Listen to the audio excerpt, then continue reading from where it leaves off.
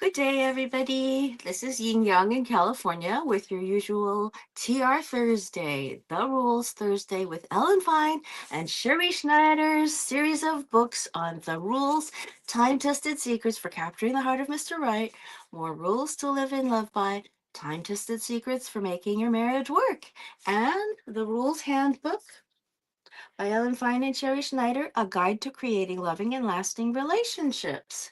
We also have Not Your Mother's Rules, The New Secrets for Dating, New York Times best-selling authors of the rules with their daughters too. So we have a lot of books to choose from, including one that you will write in. This is called the Rules Dating Journal. Record your progress from first date to wedding date. Now, this comes in several different forms. I've seen it in paperback. I've seen it this way. Um, I've had more than one of these, and all of these books I have had more than one copy of along the way, and I have given away quite a few of them to all my friends who really, um, well, I felt they could use them. Not everybody wants to do them, but you keep on doing anything you want until you finally get the lesson of your nightmares, and then you say, okay, I'll try the rules and see if they work. And people who have done them like them. I have not seen anybody so far say that the rules haven't worked for them, and to compare is to despair. Don't compare him with other husbands is what I want to read from the Rules for Marriage today. Okay. I've read that part to you today. By the authors of the number one New York Times best-selling phenomenon, The Rules.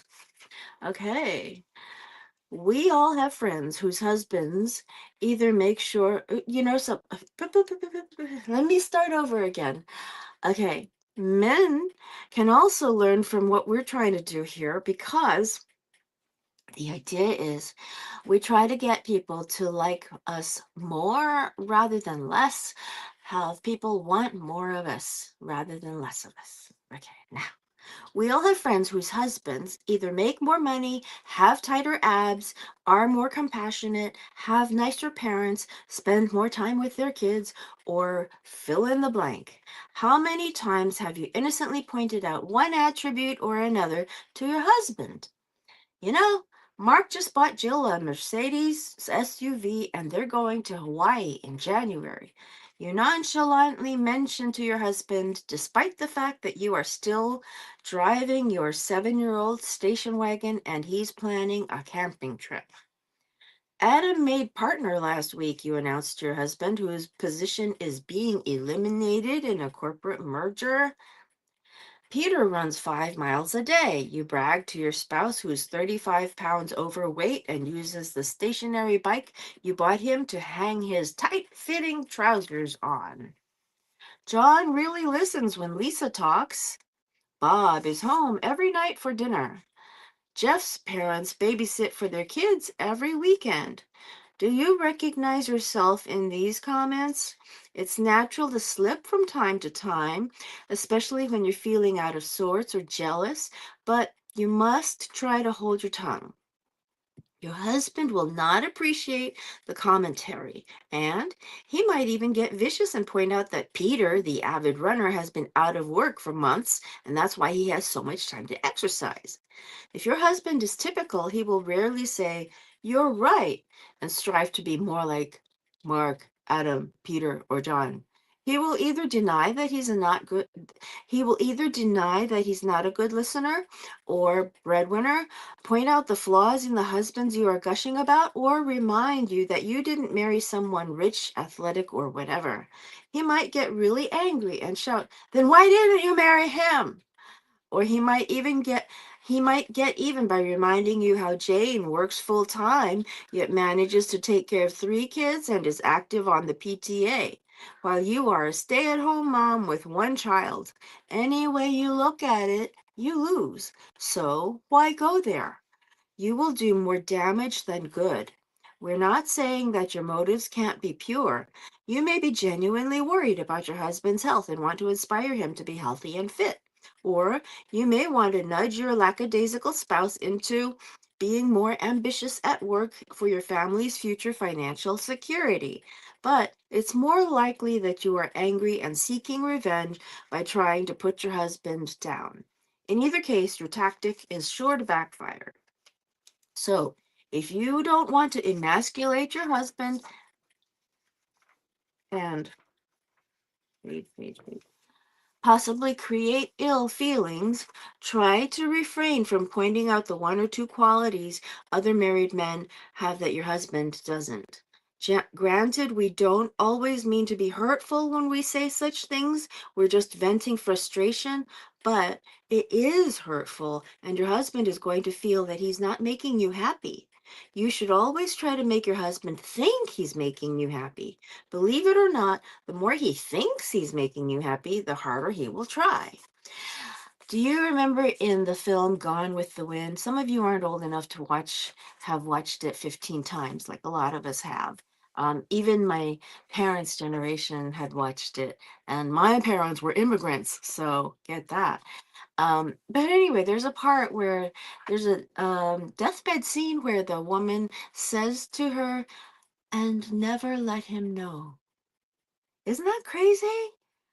So that means that she was wise to everything all along, but she just never let him know, made him happy that way. The guy's name was Ashley or something, and she's like, "Oh, Ashley, why didn't you tell me you weren't in love with me?" Well, he's been trying to tell her for like 15 years, but she wouldn't pay attention. So Vivian Lee played the part.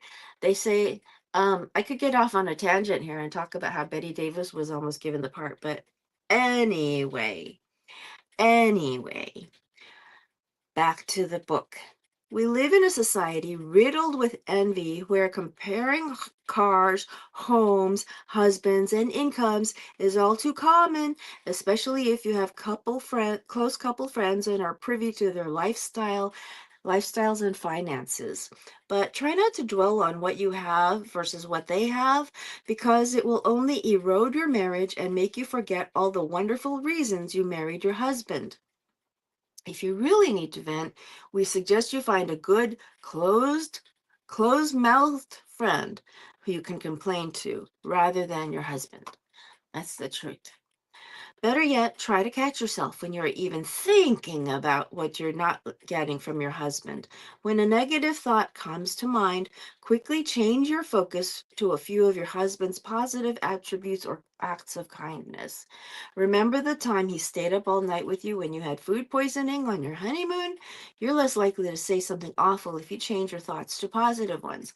Now, yesterday we were doing a philosophy exercise, and it was all about how if you focus on a virtue, the the thought you're trying to get away from actually evaporates. It does not catch you because you have a stronger mind than these thoughts have a way to pursue you. So this says the same thing. Also, if you take the time to sit still and think about why you compare at all, you might realize that the real issue is one of acceptance. Can you accept the fact that you don't get everything in one husband, even in your Mr. Right? Now, in morsels of a thought of wisdom, we are trying to give you some thoughts of wisdom that you can use for the day that you're going to have. And we try to inspire you to have a great day. And I'm hoping to impart good things. I'm hoping to get everybody educated onto the same page that virtue is a big part of this world that we need more of. So, what happens is when you have a morsel of a thought of wisdom, you start to know the right things to do. Knowing the right things to do is a form of wisdom. And then actually doing those things and avoiding pitfalls is a form of virtue. So today I've been here 1609 days in a row for you all, hoping to give you great days, and hopefully you can create your own virtuous futures. Back to the book. It would be wonderful if We could all pick and choose the best qualities of every husband we know and roll them into our husband, but it doesn't work that way. If you want to be happy, or at least content, you have to come to terms with the fact that he has strengths and shortcomings. As we all know, happiness isn't having what you want, but wanting what you have. Interesting. Next.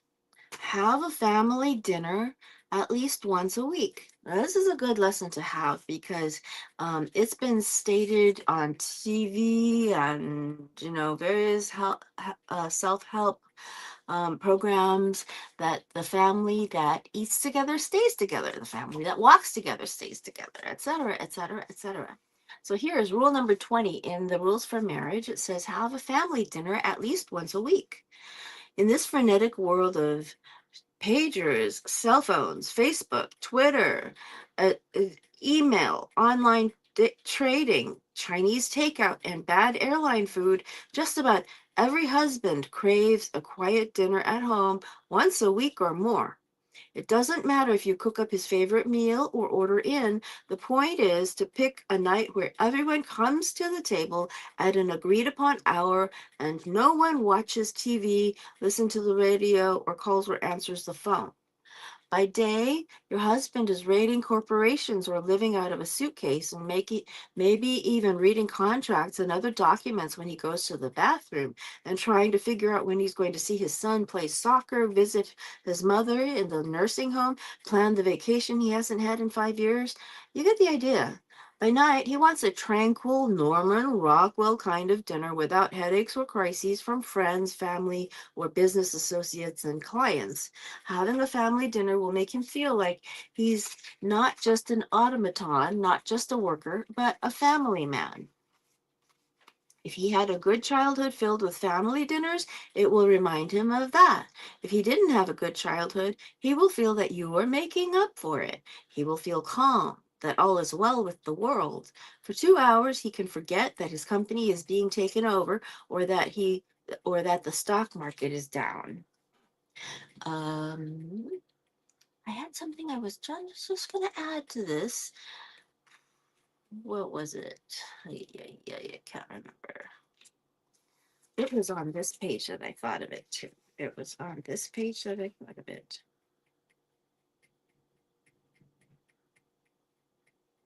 Sorry. Okay. I hate it when I forget that. Okay. For that night, let him be the king of the castle, even if you live in a one-bedroom. Serve him his favorite drink. Don't let him lift a finger. You don't have to wear a dress or an apron, but just for one night, try to be a little like June Cleaver. If he said, I wrinkled my nose as I read that, but it's the truth. If he says, "Where's the ketchup?" or "Can I get a glass of water?" don't yell, "It's in the refrigerator. Get up and get it yourself." Instead, walk over and give it to him, even if the refrigerator is closer to him. Be easygoing. Don't ask him to clear away his plate or help with the dishes. Let him feel like he's eating in a restaurant where everything is magically served and messes disappear. Whereas on other nights, you might get annoyed if he talks about business or local politics. On this night, be happy to talk about whatever he wants. If you really aren't interested or have nothing to add to the conversation, just smile and listen. He will appreciate it. It's old-fashioned, some would say a little sexist, but it works. Try it. The co-author, Ellen Fein, was on the phone once and she actually reveals her hand to the girls. We say, I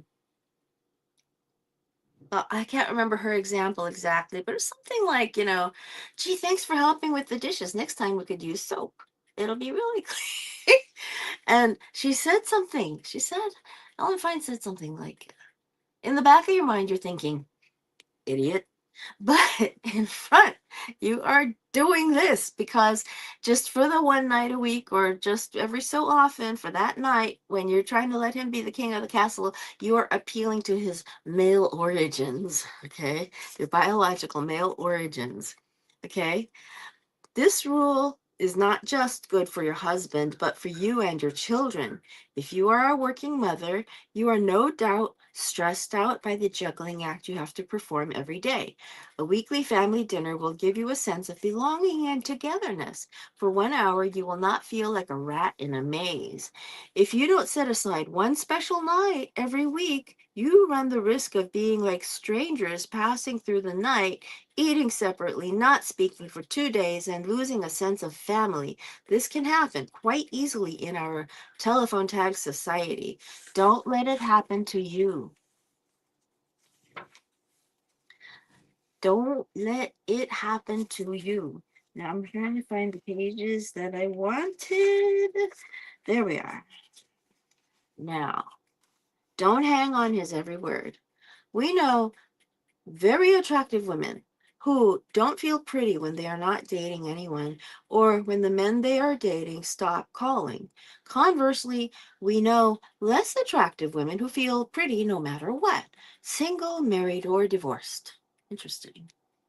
If you are the kind of woman who feels good or bad, depending on the last person you spoke to, whether it's a man, a friend, your mother, or your boss, don't think this kind of insecurity goes away when you're married.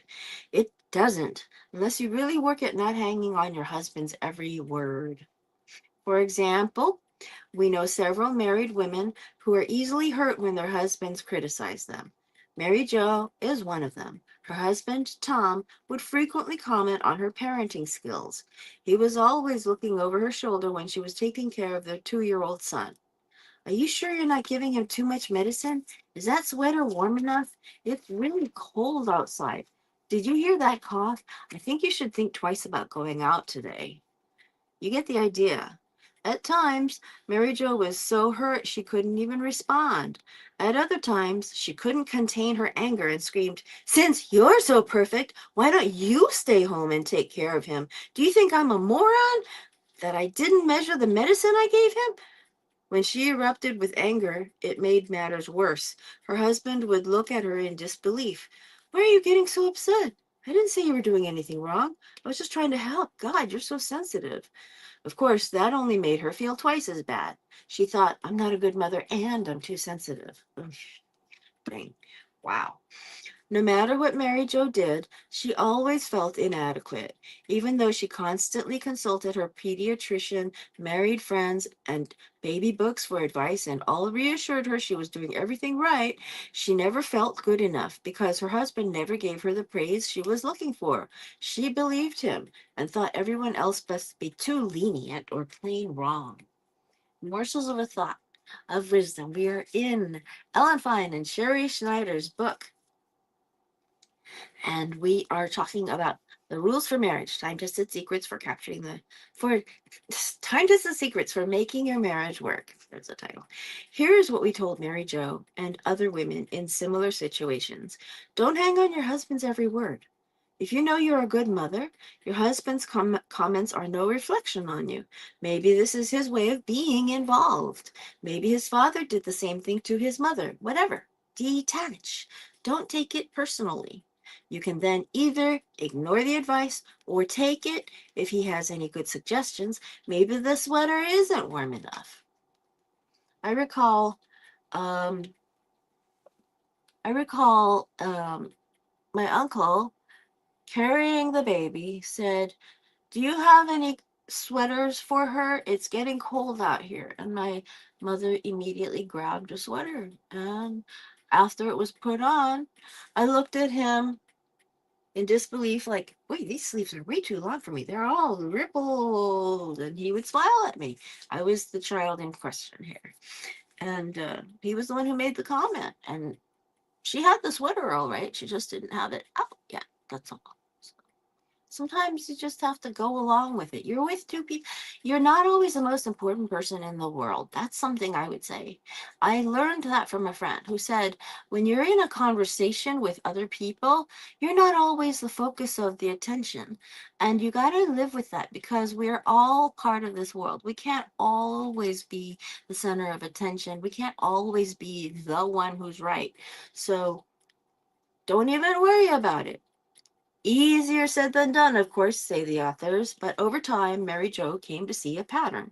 It wasn't just her husband who made her feel she was not good enough. If her mother found fault with her housekeeping, or her friend didn't like how she decorated the house, she felt they were right and she was wrong. We suggested she start saying affirmations like, "What other people think of me is none of my business. Everybody has an opinion. So what? So what? I'm enough. What I do is enough." At first, she didn't believe any of it, but she kept saying these phrases until she felt stronger. The more she worked on developing an inner core of confidence, the less she cared what anyone said. Perhaps your issue is not parenting, but something else. Maybe your husband thinks you spend too much money or that you're bad with finances. Now, keep in mind, those mantras are important. A woman in Seattle named Mary by chance actually said, this is a mantra she made up, which is, "I am an amazing woman and anybody would be lucky to know me." Isn't that great? See, you say that pretty often. And like I said, I drew that on my mirror. I'm beginning to believe it. And I've actually said it to other people. I have to give credit to Mary in Seattle. I think it was Mary in Seattle and Edna McIntosh on the call who brought it all out. So, and also Facebook has a really good group, by the way. It's called the Rules Support Group and Advice for Dating and Real Life. So that is run by Shannon Paulus. You go on Facebook and just look for it. Okay, here, back to the book. Perhaps your issue is not parenting, but something else. Maybe your husband thinks you spend too much money or that you're bad with finances. He's constantly on your case to balance your checkbook and grills you about every new purchase to make sure you're going to really use it. Is that treadmill for hanging clothes? He asks. That's a theme here. Consequently, you feel that he must be right, even though you always clip coupons, have never bounced a check, and are a relentless comparison shopper. As long as you know in your heart that you are not trying to waste money, you can go about your business guilt-free. I'll read the last paragraph of this chapter. Even if your husband is the type to lavish compliments on you, you can't live on that. If you feel good only when he tells you how sexy or smart you are, then how will you feel when one day he tells you to firm up your thighs or complains that all you do is talk on the phone with your friends? If you're happy because he says you're wonderful, then you'll be unhappy when he forgets to say it. Get in the habit of praising yourself, and you will feel good about yourself, which is all that matters anyway. So that's what we've got for today. We can come back to this later. The rules for marriage, time-tested secrets for making your marriage work. So this is for the married people. And when you're not married and you see this, you know that that's one of the ideals to strive for. And pretty soon it becomes part of your mantra, your mind. It becomes part of your goal set. And it's a very useful goal set, I'll say. Okay, and I'm not married, but this book tells me something that I need to strive for. Okay, talk to you later, old Kinderhook.